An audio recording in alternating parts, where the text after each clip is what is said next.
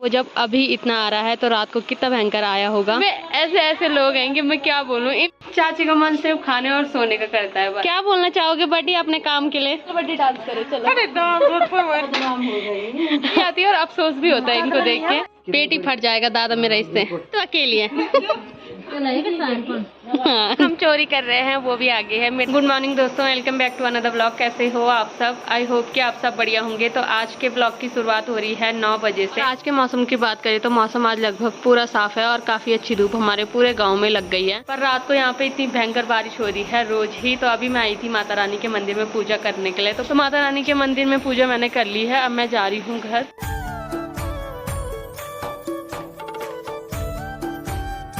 और वैसे तो आजकल रोज ही बारिश लग रही है, पर जिस दिन धूप लग रही है उस दिन गांव के चारों तरफ के नज़ारे काफी सुंदर लग रहे हैं।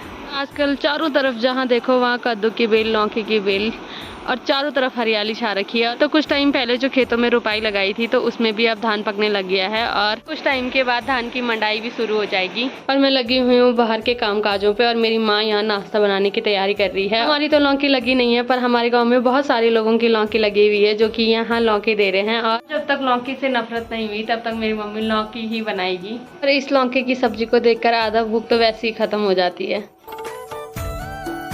और अभी हमारा नाश्ता भी बन गया है और अभी हमने नाश्ता कर दिया है। और नाश्ता करने के बाद मेरी माँ बैठ गई है आराम से कुर्सी पे आराम करने और मैं अभी भी लगी हुई हूँ काम काज पे। तो मेरे को आज बहुत सारे कपड़े धोने हैं, जिसमें से कि कुछ मैंने धो दिए हैं, बाकी कुछ के लिए मैंने अभी मशीन लगाई है। अभी लगभग घर के मेरे सारे काम हो गए हैं और धूप इतनी भयंकर लग रही है कि 2 मिनट भी धूप पे खड़ा नहीं रहा जा रहा है। घर के काम निपटाने के बाद अभी हम जा रहे हैं खेत में। और अभी तक तो धूप लग रखी थी, एक बार फिर से बादल आने लग गए हैं। तो अभी मैं जा रही हूँ मम्मी के साथ खेत में, क्योंकि मम्मी को खेत में बल कुछ काम है। और काफी टाइम से पहाड़ों में बारिश हो रही थी, तो जैसी धूप लगती है वैसे सभी लोगों के कपड़े, बिस्तर वगैरह सब बाहर सूखने के लिए आ जाते हैं।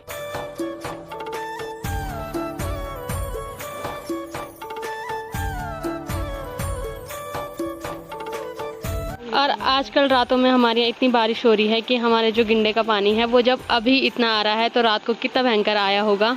और इस पानी को देख के हमें इतना डर लगता है कि ये पानी हो सकता है कभी भी कुछ ना कुछ कर सकता है। सुबह लगभग 4 साढ़े 4 बजे के आसपास बारिश बंद हो गई थी और ये पानी अभी भी इतना आ रहा है। और रात को इतना भयंकर पानी आया है कि सारा घास वगैरह सब कुछ तबाह हो रखा है यहाँ पे। ये तो शायद आज रात को भी नहीं सोए हैं। तो यहाँ मेरी चाची लगी हुई है अपने काम पे। तो चाची, क्या हाल चल रही तुम्हारे आज रात को? बहुत बुरे। कितना आया गिंडा? सो गए थे? तो जब इस गिंडे में अभी इतना पानी आ रहा है तो रात को कितना चाची कुंभ कराने यार कितना पानी आया होगा। और यहाँ कुंभ करण है मेरी चाची, पर चाचा उठ रखे होंगे क्योंकि चाचा को बहुत चिंता रहती है। पिछली बार भी चाचा को बहुत चिंता हुई थी, इस बार भी। चाची का मन सिर्फ खाने और सोने का करता है बस। बदनाम हो गई। हाँ, अब मैंने अपनी चाची को बदनाम कर दिया। तो बेटी ऐसी भी होनी चाहिए जो चाची को बदनाम करे। ना चाची? सोना चाची? हाँ, मेरी चाची पे कोई फर्क नहीं पड़ता। और मेरी माँ चली गई है खेत में, बाकी मेरी चाची ने यहाँ पे फिर से मिर्च सुखाने के लिए डाली है। और हमारे घर में ऐसे ऐसे लोग हैं कि मैं क्या बोलूँ। इन लोगों को जितना भी बोलो उतना कम। कभी मेरी माँ बेल काटती है, कभी मेरे दादा मकाई के पेड़ काटते हैं। और आज मेरी बटी ने अपने मन की कर दी। मेरी बटी ने बोला सब लोग काट रहे हैं तो मैं क्यों पीछे रहूं। ऐसे लोग हैं, क्या बोले इन्हें। कभी कभी मुझे इनको देख के इतना अफसोस होता है कि ये एक से बढ़कर एक है। मेरी बटी ऊपर से धान सुखाने डाल रही थी, यहाँ से फेंका सीधे चौक में। तो क्या बोलना चाहोगे बटी अपने काम के लिए? सॉरी नहीं है किसी का कुछ काम करो तो इनको तो मेरी बटी पहले ऊपर से नीचे लाने में डर रही थी कि कैसे ले जाऊं, सीधे फेंक दिया। और अब मेरी बटी ये सारा उठाएगी, तब मेरी बटी को कोई डर नहीं है। तो क्या बोलूं मैं इन्हें, कितना बोलूं। ज़्यादा बोलूंगी तो फिर लोग मुझे गाली देते हैं। तो 2-3 दिन से मेरी बड्डी के यहाँ पे धान सूख रहा है। जो लाल भात होता है वो इसी का होता है। और मेरी बड्डी ने आज अपने मन की कर दी तो ये पूरे चौक में फैला दिया है। अब मेरी बड्डी आराम से इसे उठाएगी। बाकी मेरे दादा ने भी कुछ अनोखे अनोखे काम करे हैं, वो डाल रखे हैं चौक में सुखाने के लिए, पूरे चौक में। तो बड्डी तुम कब करोगी ये काम? हाँ, तो मैं भी क्यों पीछे रहूँ बल्नी। देखो कैसी लग रही मेरी बेटी जब भी कैमरे पे आती मैं कैसी लग रही, देख बेटी कैसी लग रही।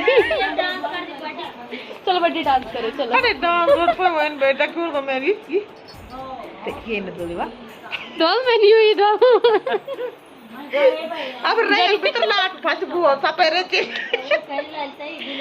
क्या बोलूं मैं इनको, क्या ले हंसी भी आती है और अफसोस भी होता है इनको देख के। और तमाशा देखने के लिए कोई कम नहीं है। जैसी नाचने की बात आई वैसे मेरी दूसरी बड्डी भी बाहर आ गई है कि क्या पता मेरी बड्डी दो ठुमके मार ही ले। पूरे मोहल्ले में जो सबसे कामकाजी इंसान है वो मेरे दादा हैं। मेरे दादा लगे रहते हैं दिन भर काम करने पे।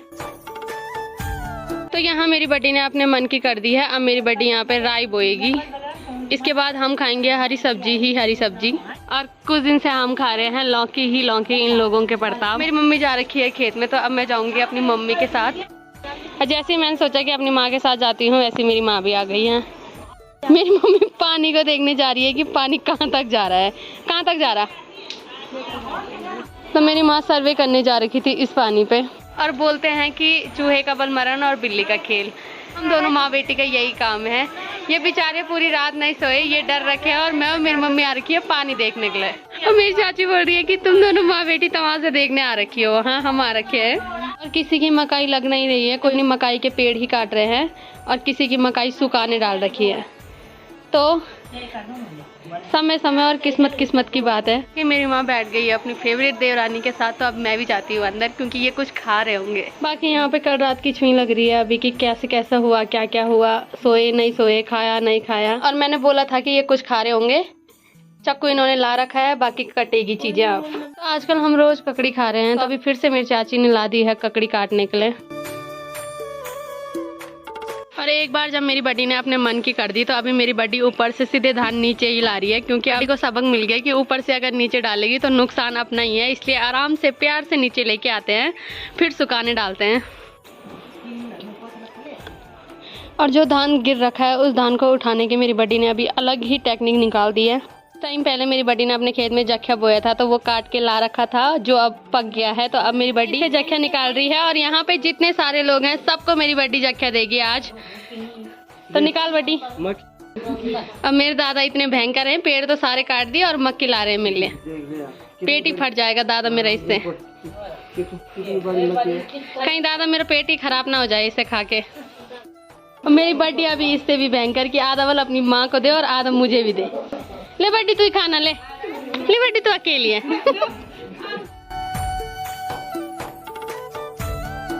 तो इस परिवार के कुछ लोग अभी एक साथ हैं और ये एक से बढ़कर एक है। ये है मेरी दादी, मेरे दादा और मेरे दोनों बड्डी और मेरी मम्मी। तो इस पे जितना भी जख्या निकला वो मेरी बड्डी ने छुपा दिया है और बोलने के लिए बोला कि सब ले जाओ, अकेले खाना, ठीक है। कब देगी जख्या बता। हाँ, जब खत्म हो जाए तब वाला नहीं। बड्डी बहुत चालू है, जख्या छुपा दिया है और सिर्फ यही रख रखा है बाहर पे। और थोड़ी देर यहाँ बैठने के बाद अब मैं जा रही हूँ घर।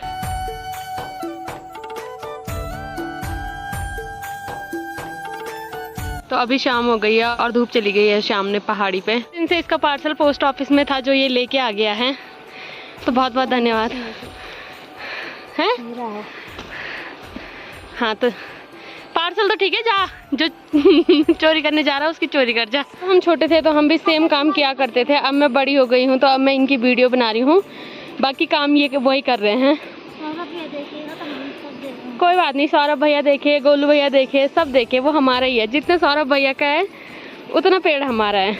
तो ये जा रहे हैं अभी चेस्टनट चुराने के लिए। चोरी करने के लिए ये इतना साथी है कि सीधे पेड़ में चढ़ रखा, जबकि पूरे पेड़ में कांटे ही कांटे हैं। हरकतें कितना बोलूं इसे, क्या बोलूं मैं इसे। मेरे घर में सब एक से बढ़कर एक है, मैंने पहले भी बताया था सभी लोगों को। तो जिनकी हम चोरी कर रहे हैं वो भी आगे है, मेरी दादी भी आ गई है और लग रखी है। तो ये मेरी बड़ी दादी है। और ये होते हैं चेस्टनट, और इसके अंदर से जो निकलता है उसको निकालने में बहुत मेहनत लगती है, कि इसमें सिर्फ कांटे ही कांटे होते हैं। तो इसके अंदर से ये निकलते हैं और इसके लिए अभी मेरी दादी बोल रही है कि 2-4 दिन रुको, उसके बाद खा लेना। घर वाले मुझे इसीलिए अच्छे लगते हैं कि हम इनकी चोरी करते हैं, पर ये किसी चीज के लिए मना नहीं करते हैं। ये बोलते हैं कि खा लो, कोई दिक्कत नहीं। कोई बात नहीं, बच्चों के लिए वो खा लो। खा लो खा तो बस। बुझ गया वो 2-4 दिन ठहरा मजा करी खावा बस मेरी दादी बोली 2-4 दिन रुको और फिर आराम से खाओ। और अभी चोरी करके हम आ गए हैं घर। चोरी नहीं करी हमने, एक दफा अंगली निकाली।